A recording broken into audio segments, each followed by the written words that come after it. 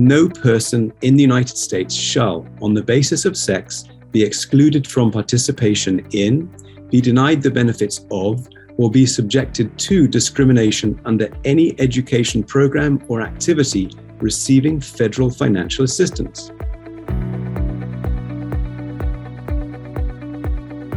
We are currently on campus and nationwide celebrating the 50th anniversary of the passage of Title IX legislation, which did many things, but one of the things it did, especially on college campuses, it brought equal opportunity to women in athletics. We tend today to take Title IX for granted. We forget about the revolution that it started.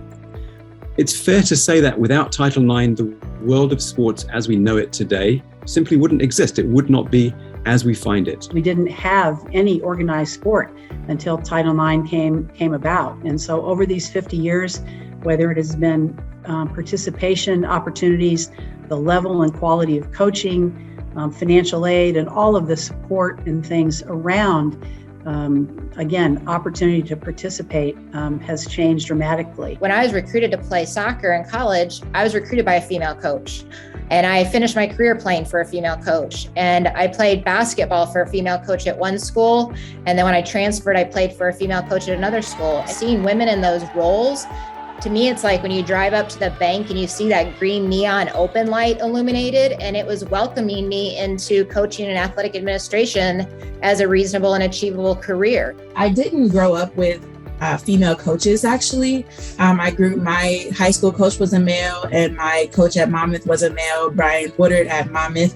And, you know, the special thing about it, though, is that I felt like being a woman in track and field, especially as a thrower, made me feel more empowered, even though I was being coached by a man. Like, I never felt that he treated me any smaller because I was a woman, or patted me on the back more because I might have cried more than the next person. Coach Wagner was a big influence. She coached for 2 years prior to when she left to go to that school in Galesburg. She had me in volleyball, and then she even talked me into playing softball while I was in track. I didn't really fully respect all that she had to do with she's the one I referred to as being the pioneer with Title IX. Just always pushed to make sure that we had what we needed, not necessarily everything we wanted, but she made sure we had what we needed to be competitive. And like I said, I really appreciate that. Coach Haynes, Coach Kane was my throwing coach, Coach Pio. I just had a lot of really quality people along the way.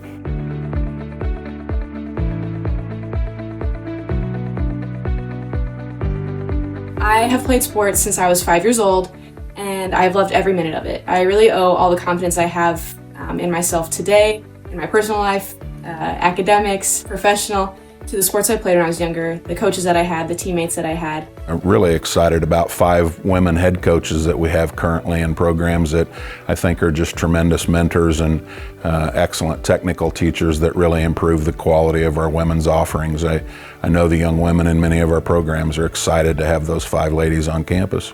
It's so much more than the sport itself, any of the sports itself. So being able to teach the student athletes and give them those opportunities to lead and grow successfully is so important to us as coaches. It gives the women and every other person involved in sports an opportunity to be the leader, be a mentor, create opportunities off the court, find jobs that they might love in terms of sports that they never thought was possible. I think in general, being a coach, you have to think about yourself as a mentor. And for me, I don't take that lightly, especially being a young female coach, coaching women through some of their most formative years in life. And so for me, the way that I approach practices, games, I have to think about the way that I'm carrying myself. How am I interacting with other people, especially on the field. We have a lot of older men who are officials, right? And so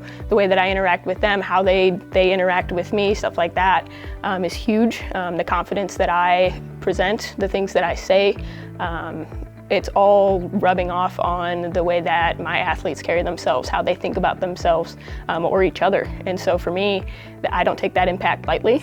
I love being an athlete at Monmouth because it's helped me realize how important it is to lift women up in the sports that they play. And really, nothing is unachievable when you realize how great women are, and when women get together and can have each other's backs, anything is possible. We have a ways to go, with some of the things that he pointed out, and we all have to be very vigilant about that.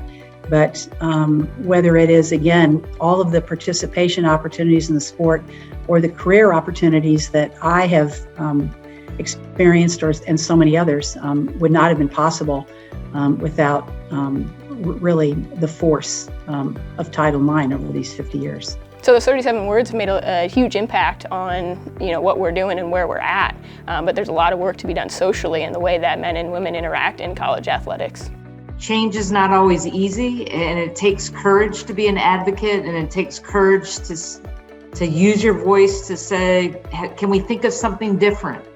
And so I encourage everyone who's listening to have that courage. And that's the only way we're going to have change, and to get others to have courage right along with you. There's still a long, long way to go in all areas of Title IX for sure, but I definitely appreciate where it's come, to this point. There is a rich history out there. We have to show our current players that how successful those women have been under more trying times. They certainly didn't have facilities and didn't always have the support and coaching staff and travel that that the men might have had in some of those eras, and they still had tremendous careers and are tremendously successful now postgraduate. So that sets the bar even higher for the young women that are in our programs right now.